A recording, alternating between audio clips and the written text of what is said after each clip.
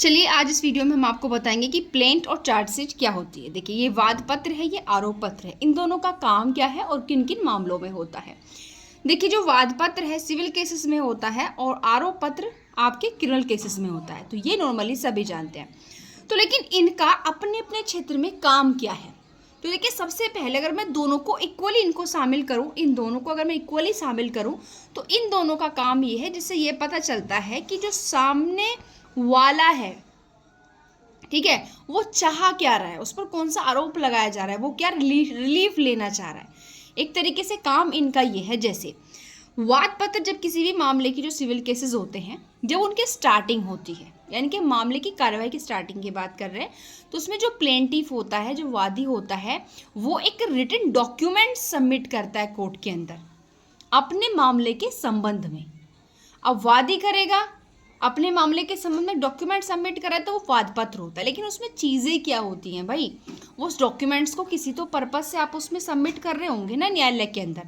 तो यानी कि जब वादी एक एप्लीकेशन में वो सामने कोर्ट से जो रिलीफ मांग रहा है, उसका जो भी डैमेज हुआ है, जो भी नुकसानी हुई है, जिस भी अधिकारों का उसका हनन हुआ है, उन अधिकारों के बारे में वो जिस एप्लीकेशन में लिख रहा है कि भाई मुझको ये रिलीफ चाहिए, उनको उस डॉक्यूमेंट उस एप्लीकेशन में क्या कर रहा है, वो लिख रहा है, अनुतोषों की मांग कर रहा है और फिर से कोर्ट के समक्ष प्रस्तुत करता है। यानी कि जो प्लेंटिफ होता है, अगर आप देखेंगे कि वो जो प्रतिवादी है, डिफेंडेंट है, जिसने उसका डैमेज किया है, नुकसानी की है, अधिकारों का हनन किया है, उसे वो रिलीफ मांगेगा। तो रिलीफ मांगने के लिए वो एक एप्लीकेशन आवेदन पत्र दे रहा है, जिसमें वो ये मांग करता है कि उसे अनुतोष चाहिए। क्या अनुतोष चाहिए, इन एप्लीकेशन को वो कोर्ट के समक्ष क्या करेगा, सबमिट करेगा। तो उसको क्या करते हैं, उसको क्या कहते हैं, वाद पत्र कहते हैं। यानी कि नॉर्मली क्या बात है कि जब वादी जो है ये चाह रहा है कि न्यायालय जो आपकी सामने वाली पार्टी जिसने नुकसान कारित किया है, उससे ये रिलीफ उसको चाहिए। इस चीज़ की जानकारी जिस डॉक्यूमेंट से मिलती है वो आपका क्या है, वाद पत्र होता है। ये केवल सिविल केसेस में होता है। और इसके बाद में प्रावधान कहाँ मिलेगा, ऑर्डर 7 के अंतर्गत मिलता है। 7 समझ रहे हैं।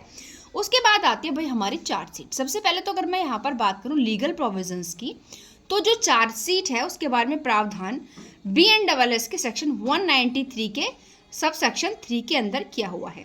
एक हमारी आती है पुलिस रिपोर्ट, जिसके बारे में 2T में प्रावधान किया गया। पुलिस रिपोर्ट क्या है, यही चार्जशीट जो होती है, ठीक है। अब ये क्या है भाई, अब ये है कि अगर कोई व्यक्ति जो आरोपी है, मतलब जिस पर आरोप लगाया गया कि इसने ये ऑफेंस किए हैं, अब उसके ऑफेंसेस के बारे में जितने भी एविडेंस हैं, जो भी जानकारी है, जो भी रिपोर्ट है, उन सबको कलेक्ट करने के बाद जो न्यायालय को दिया जा रहा है, ताकि यह एक ऐसा डॉक्यूमेंट, अगर हम सामान्य शब्दों में कहें, देखिए वाद पत्र कहते हैं कि ऐसा डॉक्यूमेंट्स जिससे यह पता चल रहा है कि वादी क्या रिलीफ मांग रहा है।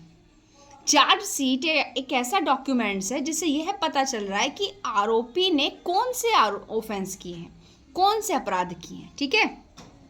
तो इसको कौन दाखिल करेगी, पुलिस दाखिल करेगी। इसको पुलिस रिपोर्ट भी कहते हैं और 2T में दी हुई है, ठीक है। अब यहाँ पर क्या करेगी, पुलिस के समक्ष FIR दर्ज की गई 173 के अंतर्गत। अब हम BNSS की अगर हम यहाँ पर बात करें, उसके पश्चात FIR दाखिल की गई। जो भी यहाँ पर उनकी कंडीशंस रहती हैं, जो भी यहाँ पर प्रोसीजर रहता है, उसको कंप्लीट करने के बाद, इन्वेस्टिगेशन पूरी करने के बाद 60 दिन 90 दिन जितना भी आपका प्रोसीजर है, कौन सा सेक्शन 187 के अकॉर्डिंग, ठीक है, उसके विद इन इतने आपके 60 19 डेज इन्वेस्टिगेशन पूरा होने पर इसकी रिपोर्ट मजिस्ट्रेट न्यायालय में प्रस्तुत करती है। इसके माध्यम से अब वो क्या बताती है कि कौन से आरोप बन रहे हैं, क्योंकि यहाँ पर वो डॉक्यूमेंट्स कलेक्ट कर रही है, गवाह कलेक्ट कर रही है, उनकी गवाही को रिकॉर्ड कर रही है। इन सारी चीज़ों से यही तो जानकारी मिलेगी कि भाई इस व्यक्ति पर जिस पर आरोप लगाया गया था, इसने ये ऑफेंस किए हैं, ये अपराध इसने किए हैं। और इन सबको बताते हुए एक रिपोर्ट जो है 193 सब सेक्शन 3 के अंतर्गत मजिस्ट्रेट को देती है, जिसको कि क्या कहा जाता है, चालान, आरोप पत्र, इंग्लिश में चार्जशीट कहा जाता है। अब इसके बाद कोर्ट का प्रोसीजर हमारा शुरू होता है। देखिए ये क्या है, इसके बाद हमारा सिविल केसेस में प्रोसीजर शुरू हो जाएगा और इसके बाद कहाँ प्रोसीजर शुरू होगा, कोर्ट के अंदर, ठीक है। भाई 193 सब सेक्शन 3 के अंतर्गत क्या चार्जशीट प्रस्तुत कर दी। अब हम सेक्शन 210 में क्या देखते हैं BNSS में, कि भाई जो कोर्ट कॉग्निजेंस ले रहा है, अब इसके बाद कोर्ट कॉग्निजेंस लेगा ना, अपने आप को अवगत कराएगा उन ऑफेंसेस से जो उस पर लगाए गए आरोप एलिगेशंस हैं। तो 210 क्या कह रहा है कि मजिस्ट्रेट क्या लेगा, कॉग्निजेंस लेगा। किस किन ग्राउंड्स पर, मतलब कैसे कैसे किस किस माध्यम से ले सकता है, तो पुलिस रिपोर्ट पर भी ले सकता है, और आपका जो परिवाद है उस पर भी ले सकता है, कंप्लेंट पर भी ले सकता है मतलब, या फिर अगर पुलिस से अलग किसी व्यक्ति के द्वारा कोई इन्फॉर्मेशन दी हो उस पर भी ले सकता है, या फिर स्वमोटो से भी ले सकता है।